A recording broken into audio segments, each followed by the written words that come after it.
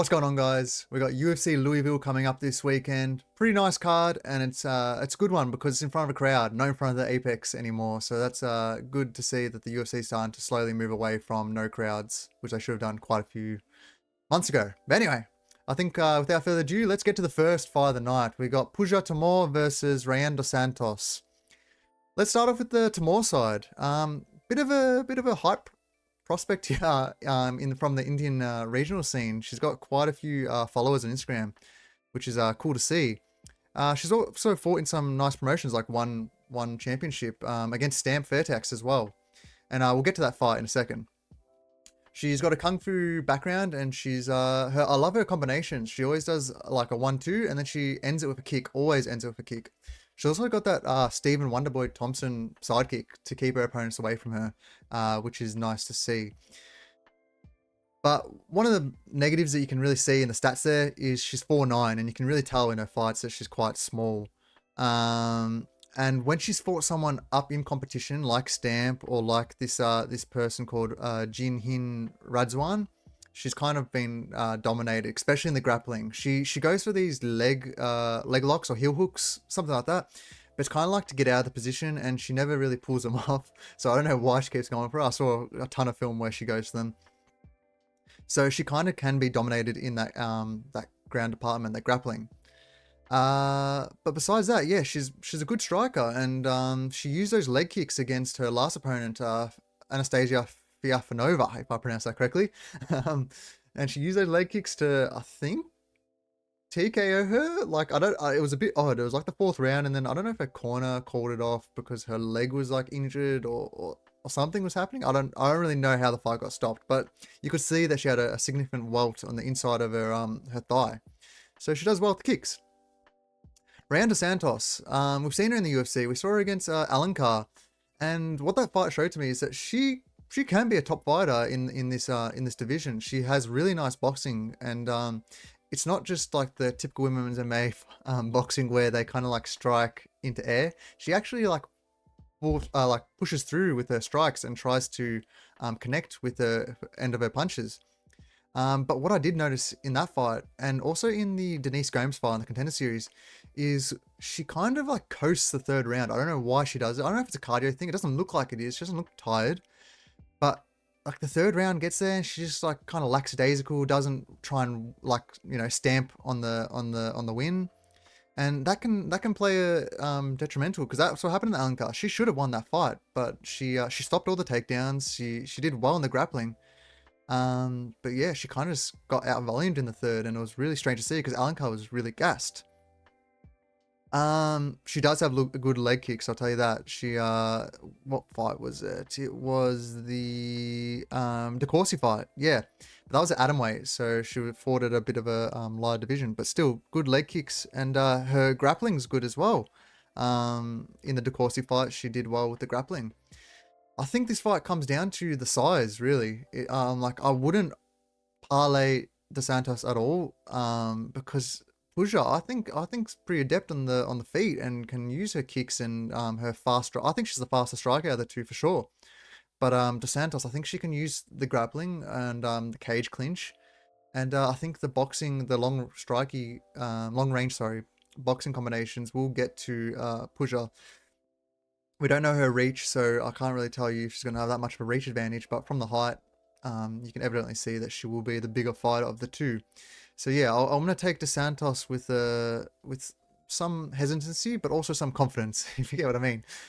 So I think she can win this by, it's tough, maybe a finish, but we'll go with a sub/decision. Alright, up next for UFC Louisville, we have Cody Stamann versus Taylor Lapilus. Let's start off with the Stamann side. So Stamann, he's your typical wrestle boxer, and he's good at both. He's really fast with his combinations, especially his hooks, and you could kind of see it in his last fight against the Silva Andrade. And he's got some nice wrestling as well. He showed it off in the Jimmy Rivera fight. He also showed it off in the Andrade fight, in bits and pieces. But that's where it brings to my point that he doesn't really mix them up well. He kind of does one or the other, and he'll either box for significant amount of time, or he'll wrestle for a significant amount of time. It won't be mixed together fluidly. What I do like about him is that he's fought some serious competition. He's only lost to really the best. Said Magomedov, Merab, Jimmy Rivera. Jimmy Rivera was a really good fighter a couple of years ago. And Yadong Song, back when Yadong Song was probably only like 20, but still a really good fighter to have in your record. Even his last fight against Andrade, it was a really close fight, and it came down to that second round, because the third round, Stamann really put it on him and showed that he had good cardio, and hurt Andrade, who we rarely see hurt. So that's a positive to take out of Stamann. And I think it could be beneficial in this fight against Lapilus, because Lapilus is he's a precise precision striker. Really, he's a sniper, and he'll never be on the front foot. He will never be the one leading the fight. He'll always be the one going backwards and trying to find those shots. We saw in the Loughran fight and the Basharat fight that he is a really good defensive wrestler, and even if the fighters can get him to the ground, it won't stay for long. He'll get back to the cage and cage wrestle himself up, and get back to where he's comfortable, which is on the feet. I think this fight's very similar to the Loughran fight for Lapilus, but where Stamann will wrestle less and will box more. So it's a small figure, just like Loughran, and he has the same skill set as him. And what Lapilus was able to do was he was taken down a few times, but he got back to his feet, and he just poked it at Loughran from range, and got the more impactful shots for the judges. If Stamann was more of a fluid wrestle boxer, so he did it together simultaneously, I would be a lot more confident in him. I would actually probably pick him in this fight, because I do think Lapilus is a little bit overrated, and I think Stamann is a bit underrated. But we haven't seen it in the past. I don't think we're going to see it now. He's 34 years old. Lapilus has got the 9-inch reach advantage, which is huge. So I think Lapilus is going to win this one just by staying at range, maybe hurting Stamann. I don't know. He doesn't really hurt anyone, to be honest. I think this is clearly a decision fight. And I just think Lapilus will do what he does best, and that is win a pretty boring decision, unless Stamann makes something out of this fight, which I sadly don't think. It's a low confidence pick, don't get me wrong, but I do think Lapilus will pull away and win this fight on the judges' scorecards. Next up, for UFC Louisville, we've got Eduarda Moura versus Denise Gomes. Let's start off with the Moura side, because there's not much tape on her. And yeah, that's true. There wasn't much tape on her. You can only really find one regional fight and the 2 UFC fights she's had. So we'll use that as our information. She's got pretty good takedowns, especially for women's MMA. She's not like a Mackenzie Dern that has to fall into guard to take her opponents down, or just drags them. She shoots, and she shoots either double legs, single legs. We saw that against Montserrat Ruiz, and we also saw that on her contender series against Janaina Silva. And she's undefeated for a reason. She's got insane grappling. It's really good, and you can tell it is strong. She's strong on top, and she likes to mix it up. She doesn't just go for submissions. She'll rough her opponent up with ground and pound, and if she finds a submission, then so be it. Otherwise, she's content to just keep on elbowing away and striking. What I don't like about her is, firstly, she missed her last fight by 4 pounds, which is quite significant, around 2 kilos. And she's quite slow. Really slow, especially in the striking and the feet. We all it doesn't take a genius to figure that out. She's really slow on the striking, and her chin is just all the way up. It's really bad. But even in the ground and pound, her elbows and her strikes, I was saying, she does ground and pound, which is nice, but it's really not emphasized. I don't know if she's conserving energy to try and keep the top position, or if that's just the way she is. She just doesn't have those fast twitch muscle fibers. For Denise Gomes, well, what can we say? She's a knockout artist. She's really powerful, and she's gotten some really nice victories. I thought the Haregi fight was that victory's really nice to have on your record. But then one negative that I've noticed, and I can't keep it out of my head, she got dominated, and I mean dominated, by both Loma Lukbunmi and Angela Hill in the grappling and wrestling. Loma Lukbunmi, and I don't care what anyone else says, yes, she has a Muay Thai base, so they have the trips, but she should not be dominating a supposedly brown belt in grappling and in jiu-jitsu, and she was. Same with Angela Hill. She's not much of a grappler. Yeah, she got the sub against Pinheiro last fight, which was really nice. I had Angela Hill there, which was nice to, brag about. But no one should be getting dominated that badly in the wrestling by Angela Hill. What do you think is going to happen with Moura? If Moura gets this fight to the ground, which I think she can do, she's going to have her way with Gomes. I don't care if you have a brown belt. There's levels to jiu-jitsu, and there's so many black belts out there that aren't actually black belts, if that makes sense. They just there's levels to everything. And yeah, Moura can shoot traditional takedowns. She doesn't just have to rely on pulling her into a guard or whatnot. She will take the single leg. She can get the body locks. But in saying that, if this fight stays standing, Gomes is going to knock Moura out, and I'm fairly confident in that. She is a powerful striker, and she knocked out Yasmin Yaragui, who took bombs from Yasmin Lucindo. That's right. Yeah, I think if you play that fight 10 times over, I think Yasmin wins that fight 9 out of 10 times. But still, she was able to hurt and finish Yaragui, and she also finished Bruna Brazil, who I don't rate that highly, but still some good knockouts, especially in this women's division. So I do think she can finish Moura on the feet, and I do think Moura can finish, or will finish, Gomes on the ground. So I'll just take the fight not to go the distance here. But if I'm taking a pick, I'm medium confidence in Moura. I just think there's such a discrepancy on the ground, and if it gets there, I think Gomes is in big trouble. So I'm going to take Moura, medium confidence pick, but fun fight. Take fight not to go to the decision. I think you'll be a bit safer. Next up for UFC Louisville, we have Sexy Mexi John Castaneda versus the undefeated fighter Daniel Marcos. We'll start off with the Castaneda side. I think this guy's got the whole package, and I really think he's underrated. He has really nice wrestling. He has not just boxing, but he also has nice leg kicks, and he's got good cardio and good just a good game plan and awareness.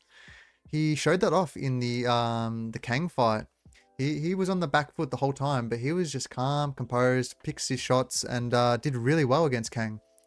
In the Mawin fight, that was insane pressure from Gafarov. I've never seen anything like that. He was just throwing bombs and just getting into Castaneda's face. But Castaneda stayed calm, picked his shots, and yeah, if Gafarov didn't break his hand or didn't get that point taken away, that could have been, a much closer fight. But still, Gafarov, and same with the Daniel Santos fight. Yeah, Castaneda got knocked out in the second round, but he was dominating that fight. And then Daniel Santos just had that Brazilian juice in him and just absolutely just turned it on and didn't stop. It was like a Terminator. I had a bet on Castaneda, and I was like, what's going on? I couldn't believe what was happening.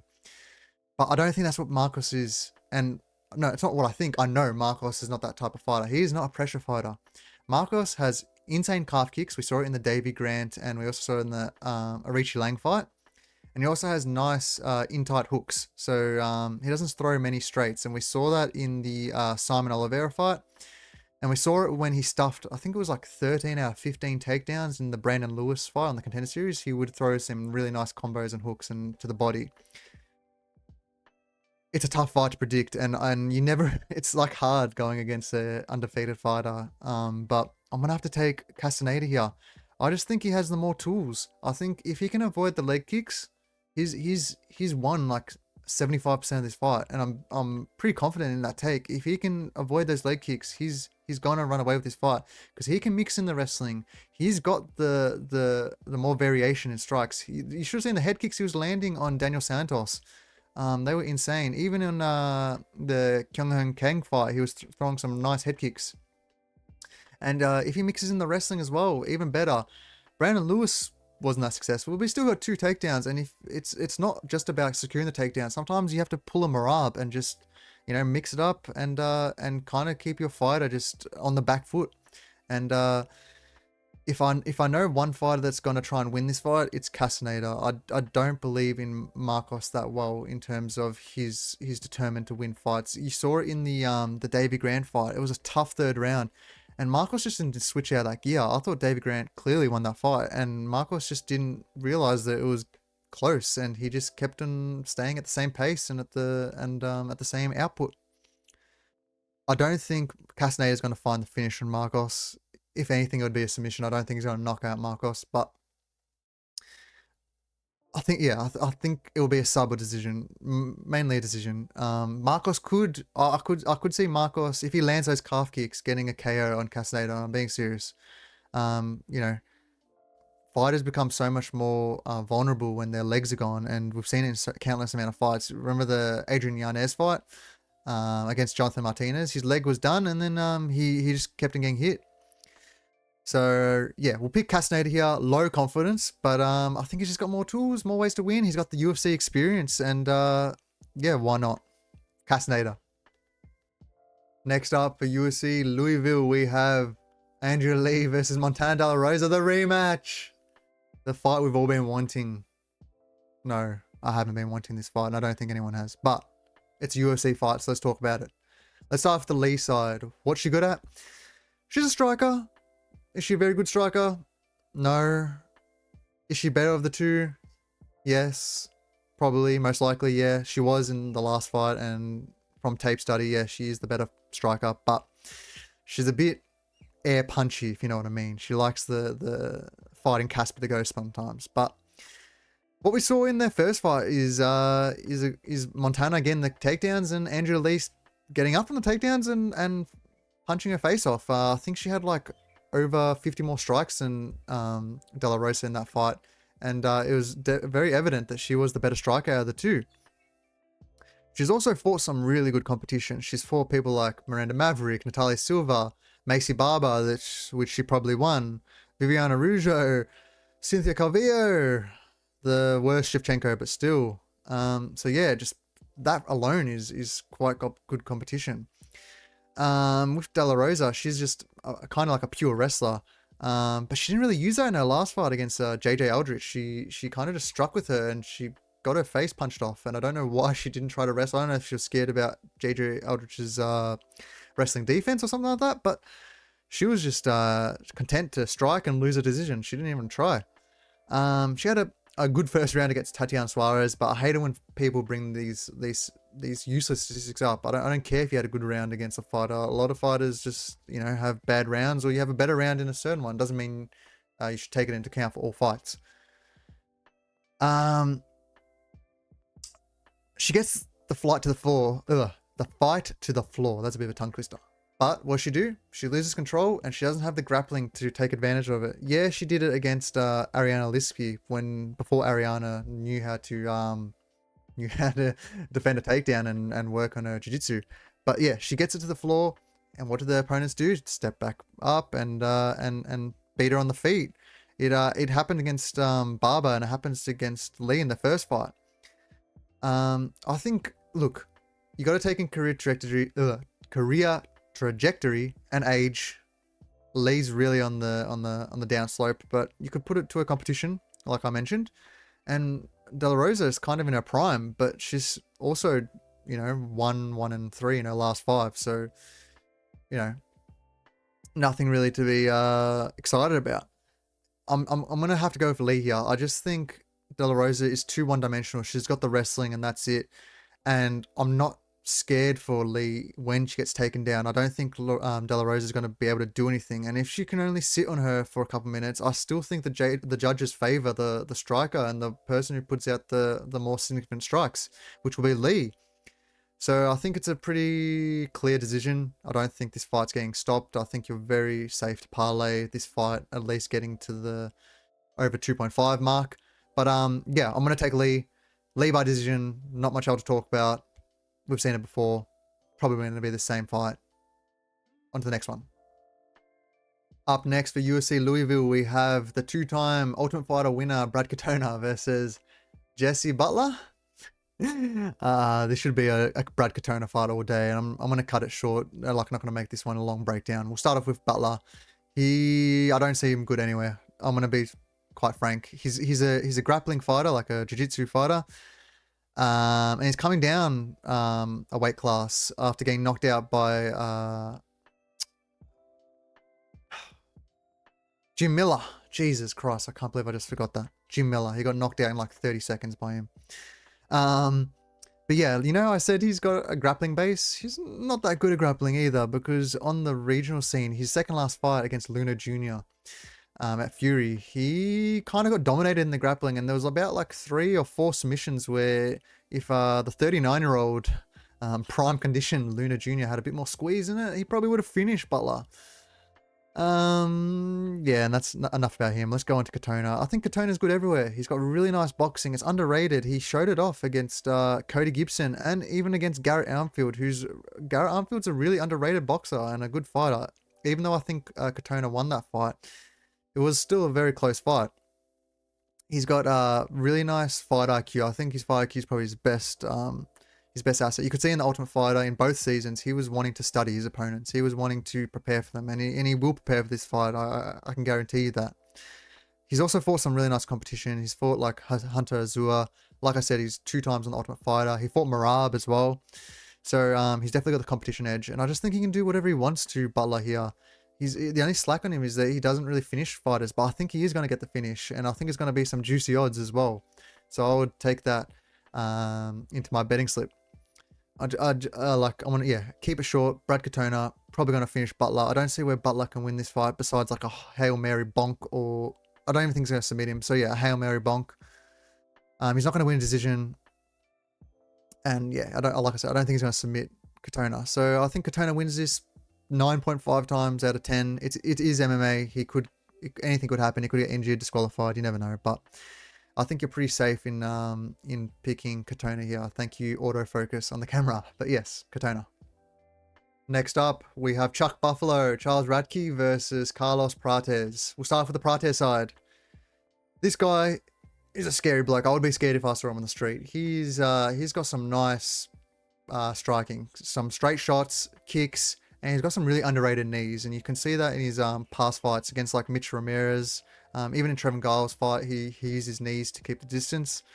And he looks dense. Like when he strikes, and it looks like it hurts. It hurts the opponent. His fight against Trevin Giles Giles, whatever, was not the best showcase. And I think you can put that down to 2 things. First of all, it was his UFC debut. And second of all, Trevin Giles is an underrated fighter. He's got good boxing, and it took him a while to get going. He was going to be 2 rounds down, undeniably. But still, he got the finish at the end of the second with a really nice straight shot. And put Giles out cold. It was quite clean.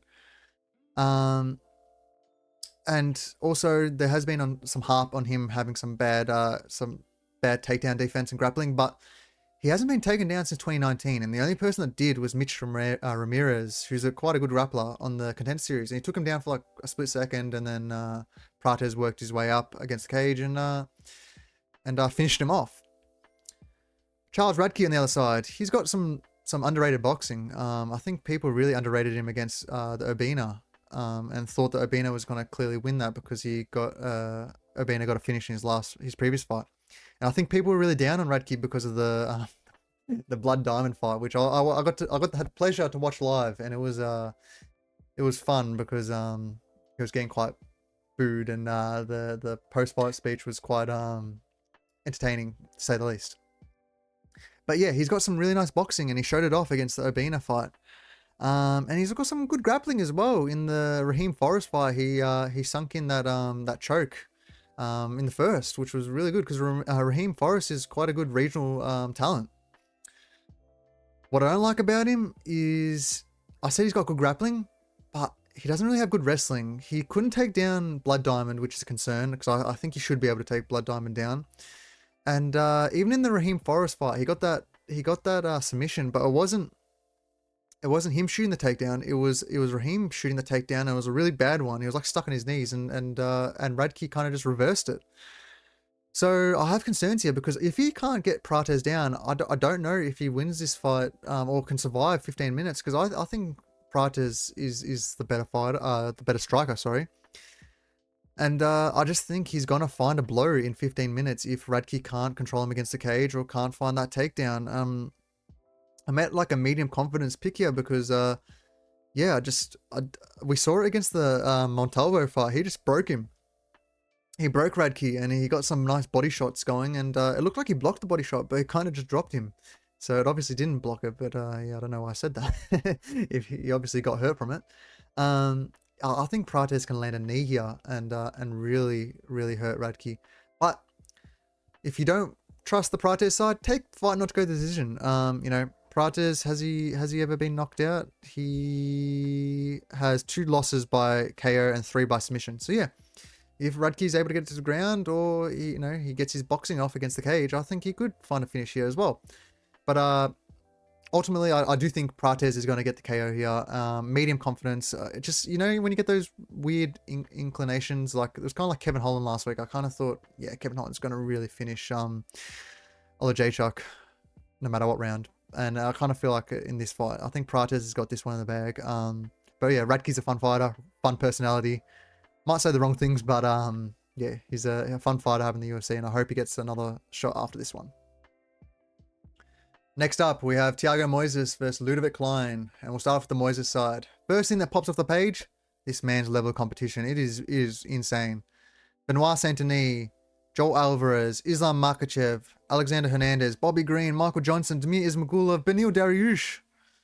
Those are some killers on the page, and I'm not sure if Klein would have dealt with them just as well as Moises did. He went to the 4th round against Islam Makhachev, the pound-for-pound GOAT, the lightweight champ. He's a grappler, and he's not just a BJJ practitioner. He can wrestle, and he does well at getting the fight to the floor. He can go to the cage, and he takes his opponents back, and he drags them down to the floor. One thing I've noticed is he's a bit frail. And what I mean by frail is when his opponents are able to bully him and are larger than him, like Benoit Saint-Denis and Joel Alvarez, he kind of like... I don't know if he gives up, but he can't handle it as well. Ludovit Klein, on the other hand, is kind of like the opposite. He's a really good striker. He's got some powerful kicks, and he used to be known for his head kicks. He hasn't really pulled it off so much in the UFC, but still, he's got some really nice kicks, and he showed him off in his last fight against AJ Cunningham, especially to the body. But I don't really count AJ Cunningham as a formidable opponent. What I've noticed is he's actually got some underrated wrestling, and I feel like people don't talk about it enough. He wrestled a lot of people. He wrestled Ignacio Bahamondes, Mason Jones, Jai Herbert, Michael Trezano. All those fighters he tried to wrestle, and he did well in kind of bullying his opponent and taking him to the ground. But what I don't like about it is he kind of gets tired in doing so, and you can see it. His strikes get a lot more labored as he wrestles and as the fights go on. And he's also taking down a lot of non-grapplers. So these fighters that he's taking down, they're not wrestlers, or they're not BJJ players at heart. So besides maybe Mason Jones, but when you saw it against Nate Landwehr is quite an underrated wrestler, and what he tried to do was bully Nate Landwehr and like kind of do what he always does. But Nate Landwehr kind of out-toughened him and pushed him back and finished him. I think this is an extremely close... I don't have a clue who's going to win this, because I think if Klein takes Moises to the ground, I think he's going to fall in a bit of trouble with the jiu-jitsu. But I feel like if a Moises stands, even though he's got some good standing, he's got some good kicks. He showed it off against the Mitch Ramirez in his last fight. I don't think it's going to bear well for him. I'm ever so slightly going to take Thiago Moises just based off competition, based off cardio. But this is a really low confidence pick. I don't have a strong opinion on this one, and I don't know if it's going to finish inside the distance or not. So yeah, maybe just skip this video, this portion of the fight card, because I have no clue on who's going to win this one, and I don't have a strong take. I think you're crazy if you pick either one. I'll tell you that much. Next up, we got Miguel Baeza versus Punahele Soriano. Baeza returning after a 2-year layoff, and I didn't even know this guy's still in the UFC. But we'll start with him first.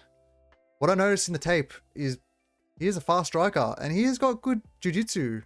Fast striking, we saw it in the Ponzinibbio fight. We saw it in the Kalen Williams fight. Matt Brown knocked him out. Hector Aldana knocked him out.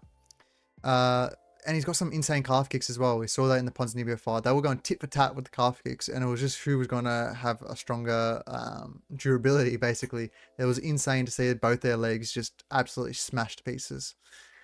But if you look in his record and you've seen the fights and you know who he is, he's a bit chinny, and he's been KO'd twice in his last 3 fights. He's on a 3-fight skid, and one of those being Andre Fiallo and the other one being Callum Williams, or Chaos. People are really harping on about that and making that negative, but people forget Fiallo's not that bad of a boxer. Yeah, he's got a bad chin himself, but he is a good boxer, and he hurt people like Jake Matthews as well. People forget that he hurt Jake Matthews in the first round of their fight. And Chaos Williams is Chaos Williams. Baeza was winning that fight, and Chaos has just got some really sneaky power and hurt him with that. Also, 2-year layoff is a bit concerning, but we see, I think 3 is like the major cutoff point where you're just like, oh, I don't know about that. But coming up against Soriano, we'll talk about Soriano. He's a fighter that everyone's been hyping up for so long, I feel, and he's kind of really overrated.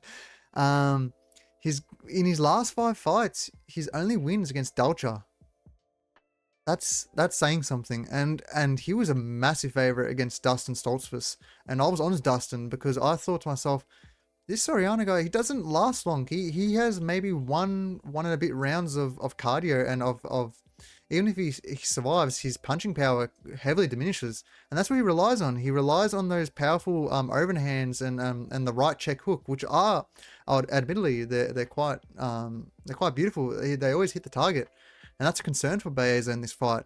But he's got the wrestling. He doesn't use it. He used it against Maximov, but that was because Maximov pushed the pace on the wrestling, and it was up to Punahele or Soriano to counter wrestle him, which he did, and he did it well. But he also got really tired in that fight. Another thing about Soriano, who's he beat? I think Baeza's wins are much better than Soriano's. He's only beat Dalcha, Dusko, and the almighty Jamie Pickett. Oh, geez, who hasn't beat Jamie Pickett these days? So I think if this fight gets out of the first round, I think it's Baeza all day. But I can't have it as a high confidence pick, because I don't know if Baeza's going to make it out of the first round, because he does have those chin worries. But I think he's the better striker. I think he's got the better jiu-jitsu, and I think he finishes Soriano in the second or third, or even in the first if he catches him, but predominantly in the second or third once Soriano slows down. Unless Soriano somehow upped his training, and then, I don't know, ever since USADA's gone, he's got some newfound life. I think this is a pretty simple spot for Baeza. If he can mind his P's and Q's in the first round and bring it into the second, he should be able to get the finish on Soriano. We saw what's his name? He just fought Roman Kopylov. Butcher Soriano. And same with Stoltzfus. Stoltzfus is not known as a striker, and we'll get to him soon. He just put it on Soriano and took him down and strangled him. So yeah, medium confidence Baeza here, and it's like, I didn't think at the start. I knew I wasn't high on Soriano, but I didn't think I would be this high on Baeza. But medium confidence. I think he gets a submission. I think he gets like a DAS or something. I think Soriano gets hurt, either like folds over or like maybe shoots for a takedown, and Baeza snatches something up. So yeah, Baeza KO sub. I think a sub in second or third round. Up next, we got Julian Marquez versus Zachary Reese, and we'll start off with the Marquez side. He's an aggressive boxer who has some really nice hooks and some underrated jiu-jitsu. He doesn't really prompt the jiu-jitsu in terms of, he doesn't initiate the wrestling or anything like that, but he does snatch up on a few things, like a few chokes, and you saw that in the Marky Patolo fight especially. That was just like a last ditch effort, because he was kind of getting dominated in that fight, and he hurt Patolo and snatched up a nice little anaconda. What I don't like about him is he is so open, and you've seen it lately, especially against Barrio and Gregory Rodriguez. Robocop. He swung and he was so open that he got hit on the counter, and he just kind of like went into robot mode. He just didn't know what to do, kept on swinging, and kind of got finished. In the Barriel fight, Marc-Andre Barriel like pushes a pace on people and finishes them late. But that was early in the second round, kind of in like the late first round. He just like kind of gave up on himself. He was doing well in the first part. But yeah, coming up against Zachary Reese, who we just don't know anything about, and I don't think anyone should be betting him or should be betting either man here because we just don't know much about him. He finishes all his fights, finish or be finished in the first round, and we saw that against his last fight against Cody Brundage, getting that slam TKO'd. But what we saw in that, his jiu-jitsu is pretty nice. He's locked up that triangle almost immediately, and if Brundage didn't get that slam, he would have gone submitted, and I guarantee you that. He's also got some nice striking. Like, you watch his limited amount of footage, and he does have long rangey striking. He likes to use his teep kicks to set range. And but one thing I noticed, he's a bit he's kind of like Bambi. He falls over. He falls over a lot. And I don't think he minds it, to be honest, because he's got some really nice jiu-jitsu. But yeah, he goes to the ground quite a bit. He's also, his chin's wide up in the air, and I think anyone could tell you that. You could get someone that doesn't watch MMA or boxing or anything like that, and they could see that his chin is just up here when he's striking, and it's not the best look, especially against a power puncher like Marquez. But I'm gonna pick Reese here. It's gonna be a very low confidence pick. It's kind of a guess. I'll be, admittedly, it's just a guess because I don't know. I think Marquez is a bit washed at the moment. I think those last two fights kind of took it out of him. He's been in some wars. He won against Patolo, but he was getting dominated. Smashed against Rodriguez. Smashed against Barrios. Won against Sam Alvey, but who hasn't in his last couple of fights in the UFC, and even lost against Alessio De Chirico. So yeah. Don't tail this one. I'm just taking Reese based on career trajectory, and he's got the bigger reach here. And yeah, not much else to say. Just take the fight, not to go the distance. Should be covered. It'll be juiced, but good parlay piece, I guess. And yeah, Zachary Reese, round 1 again. Yeah, we'll go with that. Up next, we got Bruno Ferreira versus Dustin Stolfitz. Just mentioned Dustin a couple fights ago, but we'll start off with him, I guess. He is he's an underrated fighter, I think. He's got some good wrestling, and we saw it against multiple fighters. We saw it against Puna. We saw it against Dwight Grant, even though Dwight Grant shouldn't probably have been in the UFC or in that division because he came up in a weight. Against Meerschaert, he was kind of dominating the fight with the wrestling and got tired in the third round. And same with Vieira. Dominating the fight, got tired in the third round, and got submitted for his efforts. He also has some good striking, you know, in the Puna fight. Like I said, he dropped him in round 1 at the very end of the round, and hurt him in round 2 as well. He doesn't have the worst striking ever, and it's definitely not that as bad as like people make it out to sound. But we've seen him get hurt multiple times. I think he did really well not to get not knocked out by that front kick by Abbas Magomedov. He took that on the chin, and he never was like fully out. He kind of just dropped, and Abbas swarmed him. But yeah, he does get hurt. He got hurt a few times in the Soriano fight, but those were bombs that he was landing, and he took them well, you know. He never like dropped to his knees or anything like that. He just you could see it was taking an effect on him. Bruno Ferreira, on the other hand, he is someone that people rate highly, and then some others rate him quite lowly. I think he had a breakout performance against Phil Hawes. People, I don't think are giving him enough credit for that performance. He put in all his components. He did some nice judo throws, some judo trips, and he showed that he had really nice, accurate, and powerful striking in that fight. Nassourdine Rizboyev, he kind of just got his kick caught and got punched while his foot was up in the air, so it kind of put him off balance, and his head kind of like slammed against the floor, and that's what knocked him out. The Gregory Rodriguez fight, he was kind of getting dominated, I would say, and he got that nice little punch up against the cage, and yeah, he's definitely a powerful fighter, but he's never been to 3 rounds. And that's a bit concerning in this fight, because I think his cardio is not the best, and you can see it in his, you know. Hey, I'm not going to say I'm the most ripped man ever, but if you look at that fight of that picture of Bruno Ferreira, it's not the most ripped up human being ever, and you can kind of see in his cardio he does slow down, and you could see it in the Phil Hawes fight. His mouth was wide open, and he was kind of gasping for air a little bit. I think that could be trouble in here, because if Dustin is able to show off that nice durability that I think, you know, I said he's got a bad chin, but I do think he can take a few shots. If he's able to do that, I think he could finish Ferreira in the second or third round. I really do think he could. But in saying that, I am going to take Bruno Ferreira. I think he has got pound for pound, skill for skill, the better skill set here. And I think he is going to finish Dustin. And I don't think it's going to be as traditional as people think. I think he might hurt Dustin, but I think he's going to get him on the ground and pound him out. It's a low confidence pick, and it's a low confidence pick because I think if it gets out of the first or gets halfway between the first and the second, I think Stolfitz is going to take over, and I think he might finish Bruno Ferreira. I think he could take him down and choke him out and do the same thing he did to Puna.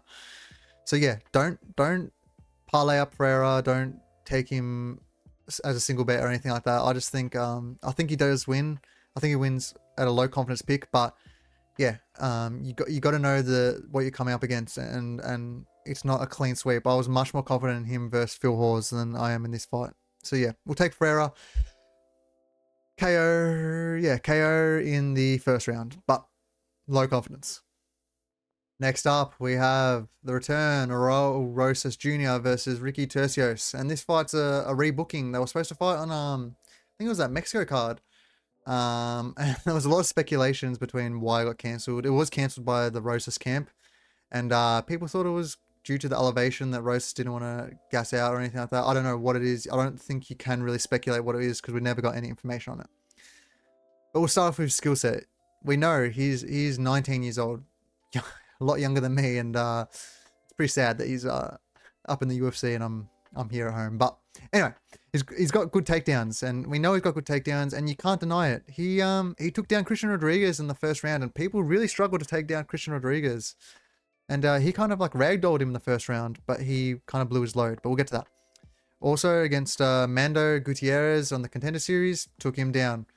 Jay Perrin took him down. And he showed us some really nice striking against Terrence Mitchell. I think that was quite nice striking. Like, I know Terrence Mitchell does not belong in the UFC, and he's very chinny, but still, you should have seen the setups that he did and the combinations that he did to get it there were quite nice.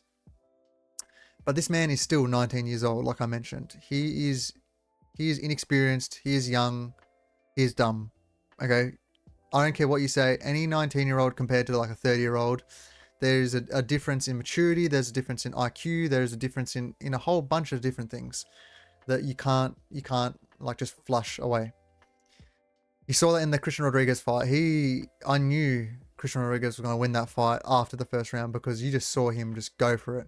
And normally, Rosas had good cardio. He showed it in the Mando Gutierrez fight.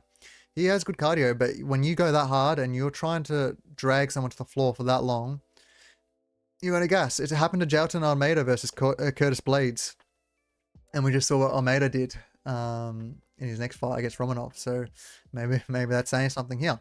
But even though he fought Terrence Mitchell right after and won. But yeah, I'm saying. Tercios. He can't stop a takedown, and and you saw that against Brady Highstand and Kevin Natividad. He literally falls like a sack of potato, and you can kind of see it in his build. He is a very skinny human being. But what does he do well? He thrives in those takedowns. He thrives in those scrambles. He will tire you out just by letting you take him down, and he will just... It was crazy what he was doing in that Natividad fight. He was just like out scrambling him in some insane ways. He never took bottom position. He would never let Natividad rest. And it was really nice to see. And I think that's one of his best things. He is a cardio machine and he scrambles well. I think that's his two best assets. You saw in the Zahabi fight, this man struggles at striking. He strikes well when he's in like in a dogfight. He strikes well, but when it's a technical fight, he can't strike. He had like 11% accuracy in that Zahabi fight, and that is insane, absolutely insane. Even in the Leomana Martinez fight where he got knocked out, just not confident in striking. He can't. But in saying this, I don't think it's going to be that much of a striking affair. I think it's going to be a grappling fight because Rosas is a grappler. Tercios likes to get grappled. That's how he fights, and because of that, I just don't think you can make this a clear-cut winner. I think Rosas should be the winner. I'm going to pick Rosas because I do think he is the bigger man, and I think he can He is the better striker out of the two. But if Tercios does what he did against Natividad and is able to get out of those positions and is able to do what he did against Brady High Stand, this could easily be a Ricky Tercios fight, because we've seen Rosas gas. He didn't give up on himself. He didn't quit, but he gassed and he slowed down, and Tercios doesn't slow down. So yeah, I'm going to pick Rosas. I actually think he could get the finish here. I think it could be, I don't think he's going to submit Tercios. I think this will be either be a KO or decision, but very low confidence, because it's playing into like each fighter is playing into each other's skill set. So yeah, you can't be too confident in either pick. I'm gonna pick Rosas by KO or decision. All right, for the co-main event for UFC Louisville, we have Dominic Reyes, the return, versus Dustin Jacoby. We'll start off with Reyes' side. What a fall from grace, man. From going toe-to-toe, and I think, when I remember watching that live, I think he beat John Jones, to being on a 4-fight skid, and 3 of those being finishes by knockout. But you gotta look at the competition he's fighting. I mean, seriously, John Jones, Jan Blachowicz, which I think people continuously underrate.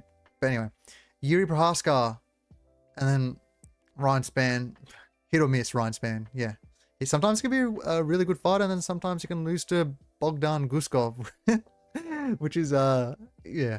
Anyway, Reyes, he's good while he's in the fight. I mean, like in that Yuri fight, he was hurting Yuri. He had long strikes. He has a really nice check hook, and he's got a skill set that if he had a good chin, I'm telling you, he'd be champion. He is a really good fighter. The only time I saw him really dominated was that Jan Blachowicz fight, because Jan was just landing these body kicks on him, and that, see how he's got that elongated torso? That was just red. It was bruised up in the first round. It was a crazy performance by Jan, and he was such a big underdog in that fight as well. So yeah, his chin is the fall point of him. He got dropped, and like not just dropped, put out by a jab, a power jab. You know, it's light heavyweight, so they are big boys, but still a jab by Ryan Spann. Then he got KO'd, spinning KO'd by Yuri, and then Jan just dominated him, butchered him. That was probably the worst beatdown he's had. Then we got Dustin Jacoby, and Dustin Jacoby, man, he's a tough fighter to predict, because he's winning fights until he's not really. He was dominating Alonzo Menifield. That should have been a clean sweep for him, dominating him. And then I think it was the 2nd and 3rd round. I can't remember exactly. It was definitely 2 of them. He just got dropped at the end of the round, and you know, judges, they score the big moments, and Menifield got that literally off 2 moments. Kennedy and Chukwu, everyone knows he is a fraud. I was so hesitant on him against OSP, even though I picked him with high confidence. I was still very hesitant, because I just don't think Kennedy's anything. But anyway, flatlined him. Azamat Mirzakhanov, Jacoby was winning those fights until he got hurt. You know, that was probably a bit more of a dominant victory for Azamat. Then the Khalil Roundtree, Jacoby won that fight 30-27. I'm not having it. He dominated that fight, and most people think that as well. I don't know how Khalil Roundtree got that victory. He's got really good takedown defense as well. I don't know if Reyes will use it. Reyes is a good wrestler, but I don't know. I don't know if he'll use it. Maybe he will. And maybe he will secure a takedown. But yeah, traditionally, Jacoby's got good takedown defense. What's happening is he's 36 years old. He's slowing down of age, and you can really see it in his strikes. They are a bit more slow now. And his chin is becoming a bit more vulnerable. Like I said, he saw it in the Menifield fight, saw it in the Azamat fight. Khalil, he did fine. He defended everything. But it is an area of concern coming against a powerful hitter like Reyes. Ah. Man, this fight, this card as a whole is so hard to predict, and please, like, just be careful in this card, because like most people shouldn't have really strong convictions on anyone. I'm going to pick Dustin Jacoby, because I think he's more defensively sound, and I think if he gets hit, he's going to be able to recover better than what Dominic Reyes will be able to recover. I just think Reyes has taken too much damage. That Ryan Spann jab knockout was not a good look. Getting flatlined by it was not a good look. I think if Jacoby is able to land those 1-2 straights that he did against Menifield, which hurt Menifield, by the way, I think he'll be able to catch Rays, and it's a low confidence pick once again. I'm sorry guys, but this card is just, it's tough to predict. But yeah, I'm gonna take Jacoby. I'm gonna take him by KO, probably in the first round, first or second round, and yeah, close, like a low prediction, but Jacoby should be the outright winner. And we've made it to UFC Louisville's main event: Cannonier versus Nassourdine Imavov. And this is a long card. I feel like I've been talking for ages, but let's just get straight into it. Cannonier, 40 years old, making his last run for the title. We'll see if he gets past Imavov. What do we like about Cannonier? He's got good pressure, and we saw that in his Vettori fight. I think that's the best he's ever looked. He pressured from the get-go and kind of like broke Vettori, kind of gashed Vettori out, which I've never really seen happen. He also did that against Sean Strickland. He pressured the pressure. Sean Strickland pressures people, but Cannonier was like, nah, stuff that. I'm going to pressure you back. And he got the win out of it, even though I thought he very clearly lost it. He still kept up a competitive fight, which not many fighters are able to, like Paulo Costa. Yeah, talking about you, buddy. What I don't like about Cannonier is he's kind of one-dimensional in terms of he can get figured out. Whitaker was able to figure him out. And like I said, I thought Strickland won, and I thought Strickland was also able to figure him out. He's got these he's just a boxer. He's a boxer. He doesn't really mix it up. He has a few leg kicks here and there, but you know. And then what really concerned me is that first round against Vettori, or two things from Vettori. First of all, in that first round, he got hurt. He got hurt twice. Vettori doesn't hurt anyone. And if you're getting hurt by Vettori, I've got some concerns. I think that's his age catching up to him, because we haven't really seen Cannonier hurt that badly. He also got taken down by Vettori, and it was a really easy takedown as well. And Vettori is not the best at his, I love Vettori, I'm Italian, a fellow Italian, but he's not the best at controlling his his opponents when on the ground. And he got straight back up, but he did get taken down quite easily by him. With Imavov, he's an all-round fighter. He can mix everything up. He has some really nice striking, and you saw that against the Dolidze fight. Really, really, really nice. He also has some really nice breaks off the clinch. He will elbow off the clinch or throw a nice straight. His wrestling's good as well. He saw that in the Chris Curtis fight and in the Joaquin Buckley fight. He has some good wrestling, and he can control his opponents, which might play into the factor. That's why I brought up the Vettori stat about Vettori taking down Cannonier, because I think Imavov can have some success here. But what we all know is he doesn't like pressure. And what did I say about Cannonier being a pressure fighter? He did pressure. Cannonier pressured Vettori in the last fight, and Imavov doesn't like pressure. He got pressured by Strickland. He lost it. Joaquin Buckley in the third round started pressuring him, started to break. He doesn't do well with the back foot too well. But in the gas tag problems we saw against Dolidze, he hurt Dolidze bad in either the first or second round. And I live bet Dolidze after that, because I thought, oh, Imavov, he blew his load and he's a traditional gasser. He's going to gas out. But no, he didn't. He stuck through that whole fight and butchered Dolidze the whole fight. So I don't know if the gas tank concerns are that much of an issue. But all in all, I have to pick Imavov here. I think skill for skill, he is the better fighter. He is the better striker. He is the better grappler. Better footwork. It's just, if Cannonier comes in here with a pressure game plan, I think Cannonier can win this fight. But it really depends on if he does come in with that game plan. I don't know if he will, and I think Imavov can use his wrestling to kind of break up that pressure, or the clinch work at least, to break that up. You also got to think, Imavov's 29 in his prime. Cannonier's 40 years old. That's a really tough age to kind of beat these top tier opponents. And Imavov's got that elusive footwork. He's not Vettori. He doesn't just stand there. He doesn't just get his head, knocked off his body. He will, jab, move, side to side. I'm picking Imavov here, low confidence, very low confidence. I'm sorry, guys. I feel like there's only been a few medium or high confidence picks in this card, but this one I'm just so unsure about. I really don't know, and I don't know if it's just because I haven't read the tape properly this week. But yeah, just low confidence in Imavov. I have to take him, the better skill for skill fighter, the one with the upwards trajectory in their career, the one in their prime. And that wraps up UFC Louisville. I hope you enjoyed that one. That was a long breakdown. I feel like I've been talking for hours.